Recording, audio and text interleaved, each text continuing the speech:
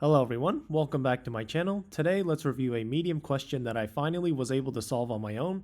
So I'm really happy about this because you can see I tried a bunch of times over the couple months, but today for some reason, I just tried an approach and first try and it just worked. So I'm really not sure how or why. Maybe I just wasn't reading carefully, but yeah, it just goes to show that, learning doesn't happen at once. But anyways, really happy. Let's go over it. So you're given a zero indexed integer array ARR and a 2D list called mat. You want to return an integer.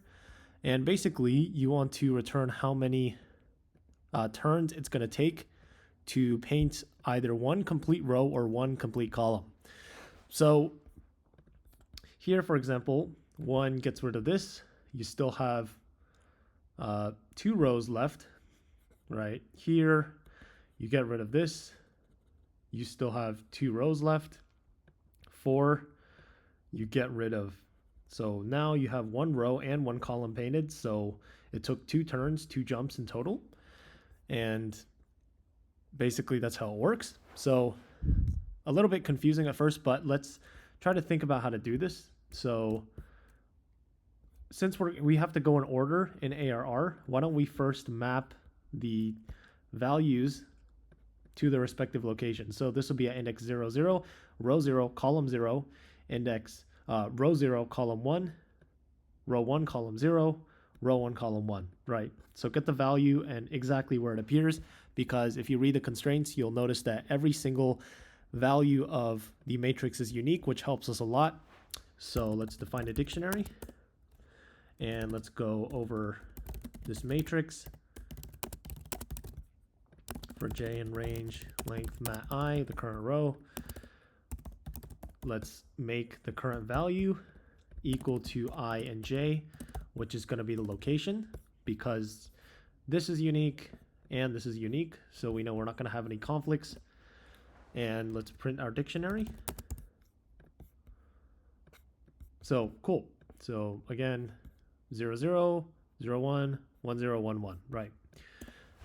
Now, how do we simulate the process of removing? So 1 appears at row 0 and column 0. How do we knock off row 0 and column 0? Well, we have to keep track of how many rows this is covering and how many columns this value is covering, right? So let's create another dictionary called rows dictionary, and let's make this a list, because a single element could be covering well, it could only be covering 1 row and 1 column. So I don't think this is actually necessary, but let's just do this anyways.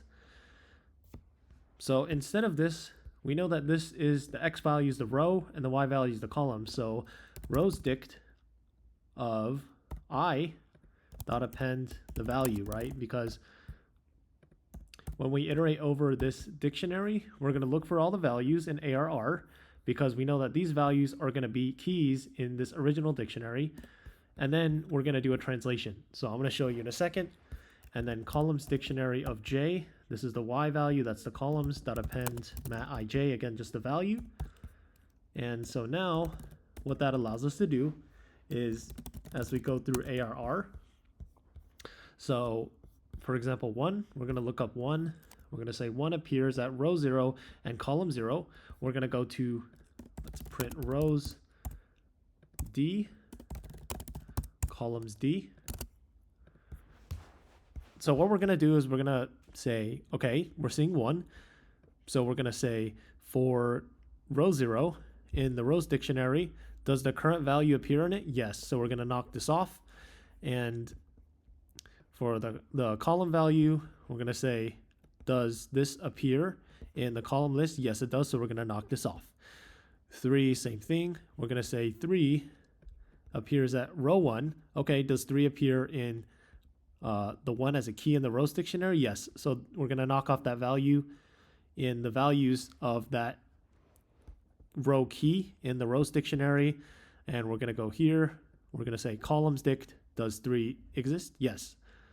And then, so we're still not done. So when we go to 4, we're going to say 4 exists at row 0. Okay, cool. So now if we knock off 4, this is empty.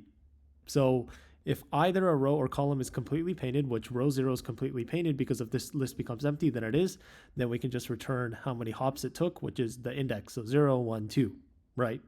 And vice versa, in the same turn, this also happens to knock off column 1 because we already got rid of this, so same thing. As long as one or the other, then we can just declare that as the answer. So hopefully that made sense. Let's go ahead and code it up. So again, we're going to look for our value, which is going to be, well, the row is going to be dA of 0 because this is what it is. The column is going to be d of a of 1.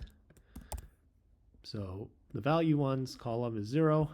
And then we're going to say if the current value we're iterating over, if a is in rows dict row, right? So 1 exists in here, so we're going to remove it. Rows dict row dot remove a. In the same accord, if a is in columns dict column, right? If 1 exists in the columns dict list, then we're also going to say columns dict column dot remove that value. And if not rows d row, right, this is empty, then we've filled this complete row, so we can already just return it, or not columns d column. In accord, if we filled this column, either or, then we can just return I, because 0, we're going to count the indices as we loop through. So index 0, index 1, index 2, and that's the answer. So there you go. Passes all test cases. So again, I know this is not the most efficient, but I'm really, really happy because I worked quite hard to come up with this solution and it took me a long time. So just glad about the process and not too concerned about being the most efficient. And so, yeah, that's it for this video. Thank you for watching and stay tuned for more.